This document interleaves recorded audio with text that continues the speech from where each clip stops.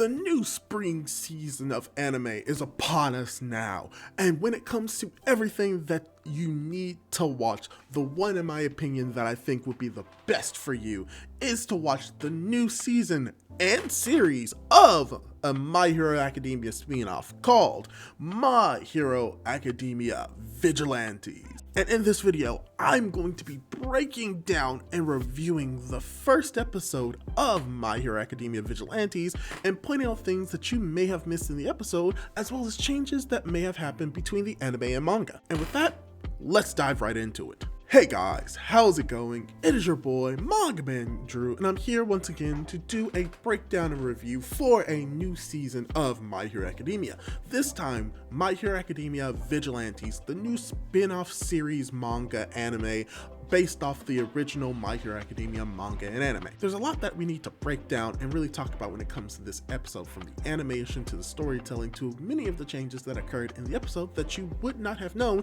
if you hadn't read the manga, but I'm gonna tell you right now. So let's just dive right into it and really talk about and break down the episode. And for starters, this season of My Hero Academia Vigilantes, or Vigilantes, Boku no Hero Academia Illegals in Japan, first episode is titled I'm Here, which takes its name from the manga chapter 1 of My Hero Academia Vigilantes, and the episode actually covers material from the entirety of chapter 1, which is over 40 pages, as well as the first 11 pages of chapter 2. So yeah, the first episode covers like the equivalent of around 3 to 4 chapters worth of material, which if the anime keeps up this consistent pace, we'll be able to get a lot of stuff packed into this one season, which from what we've seen with my anime list will be approximately 13 episodes, which is the same length of season 1 for My Hero Academia, if that is to be believed.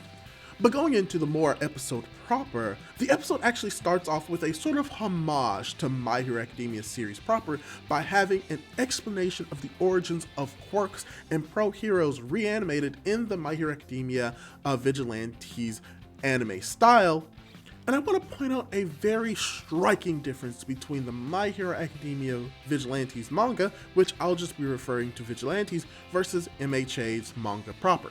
and how that translates to the anime, where you have My Hero Academia, which is more stylized like the My Hero Academia manga, while Vigilantes is styled more in the Vigilantes manga style,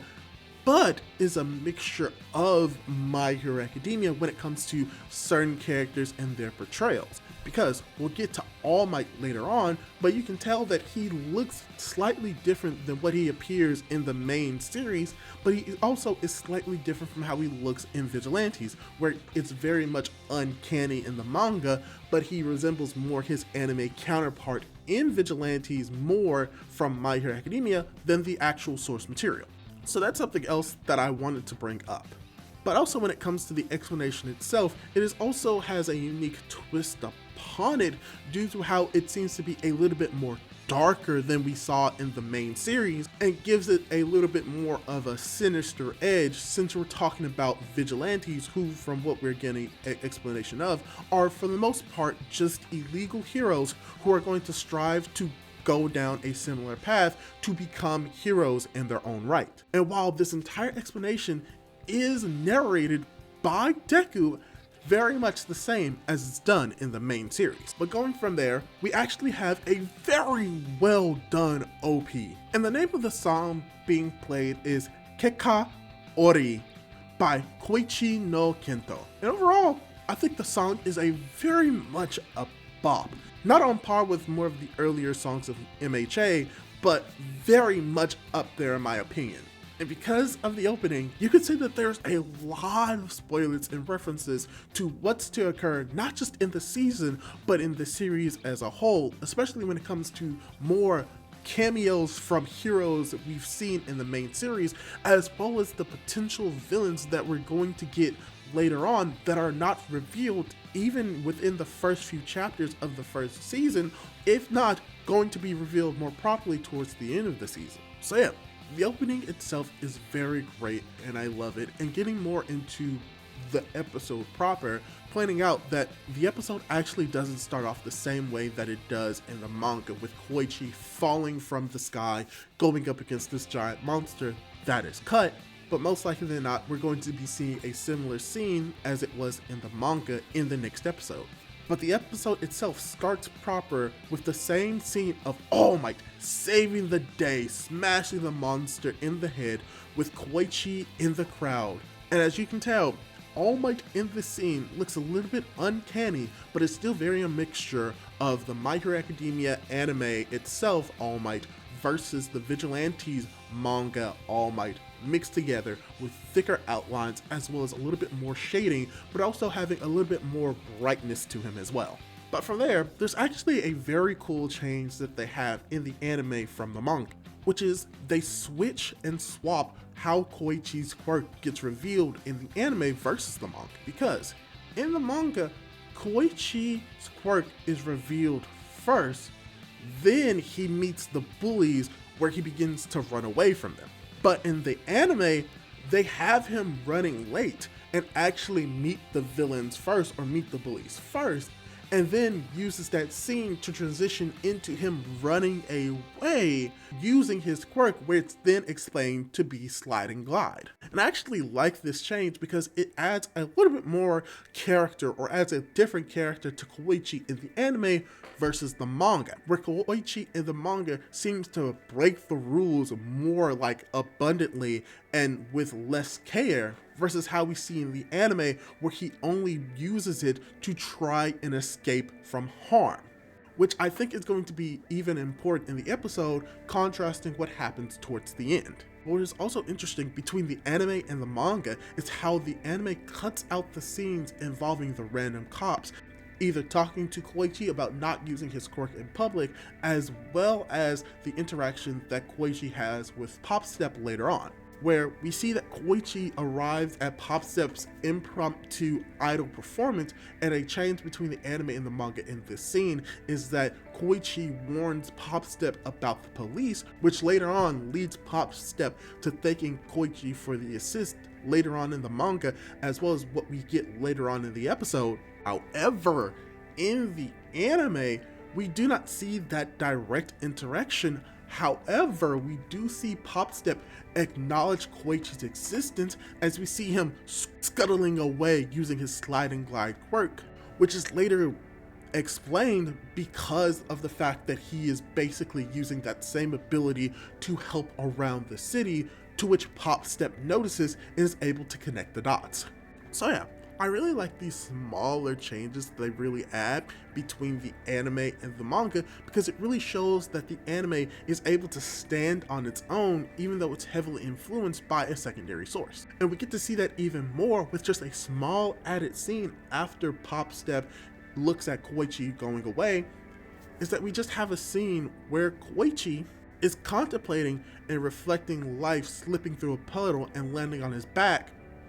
which really just adds a little bit more character and humanizes Koichi even more in this scene, as we transition over to him being late for work and once again confronting the bullies that beats him up and beats him down, which leads him to putting on his nice guy hero persona, going around his city and helping people. And this scene is very much a one-for-one shot from the manga to the anime, but the anime does it in more slideshows, which is actually very interesting. However, there is an important change that many people care about, which is the scene where we get the first major reference of in-canon My Hero Academia characters via Deku's mom, Inko. And the change is that in the anime, she's more skinnier and resembles her younger self when Deku was little, versus how it was in the manga, where she was a little bit more stout and plump, which the change indicates just something slight but very interesting about the dynamic of Inko, because it implies that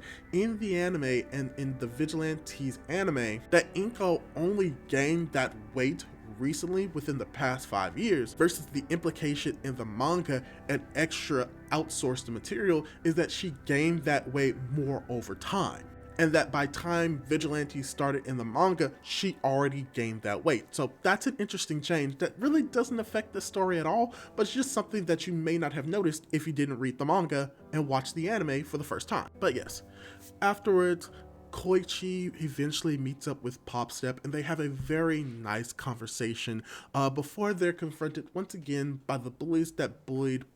Koichi earlier on in the episode. And as the bullies try to restrain Popstep and try and hurt Koichi, a change from the manga to the anime is very important because the anime treats the encounter with Popstep to be less sexual and grapey in nature, and they actually changed the explanation from the manga from them saying that they're going to strip Popstep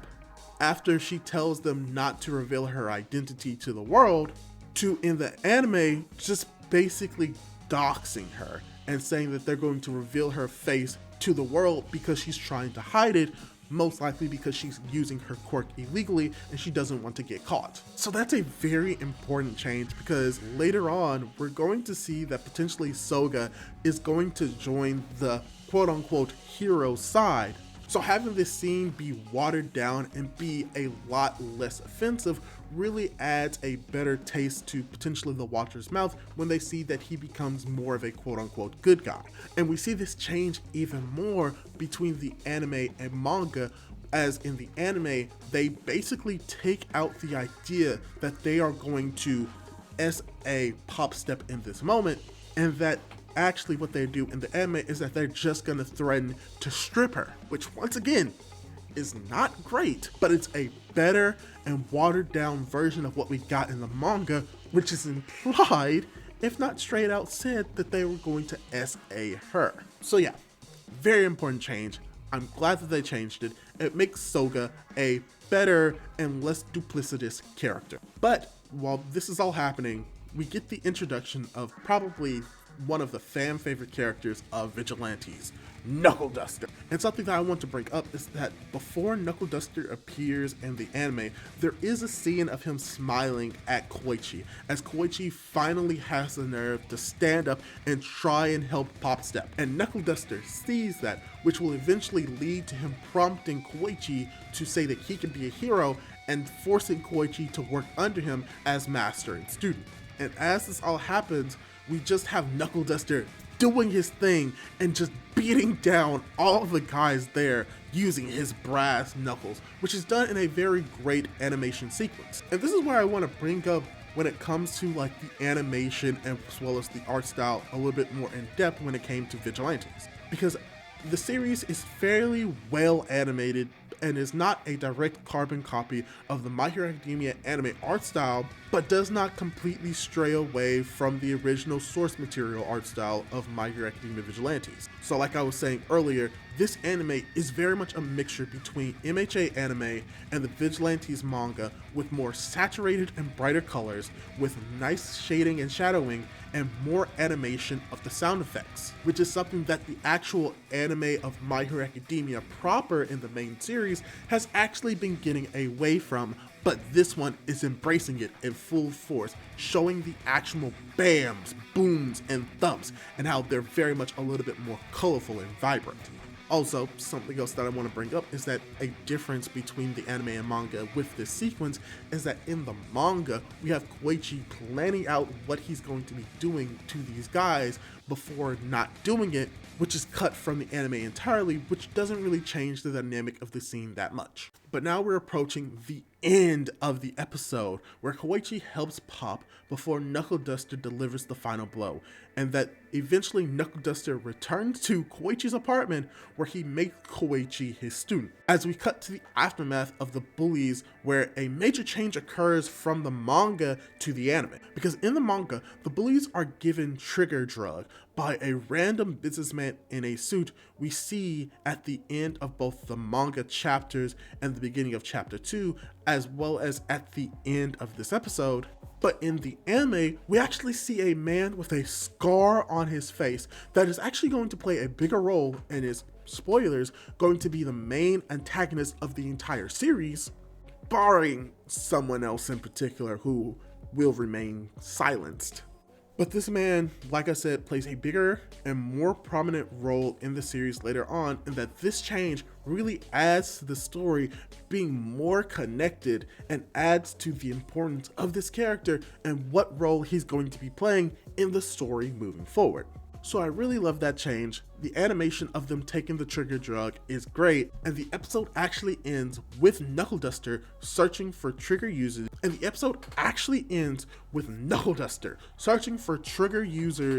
which they can identify with using the black tongue, which is why he even entertained the idea of stopping these bullies in the first place. And eventually meets up with Popstep again, who really helps them to try and expand their investigation and centralize it to be a little bit more specific as they begin to attack the businessman, may or may not be the same businessman that we're going to see transform in the next episode, and attempts to attack him, but is stopped by the first reoccurring pro hero that we're going to be seeing play a prominent role in the story via Eraserhead Aizawa as the episode ends. And from there, we get a brand new ED for this episode as well as for the series, which is not bad. It's not my personal preference, but it's not a bad song on its own.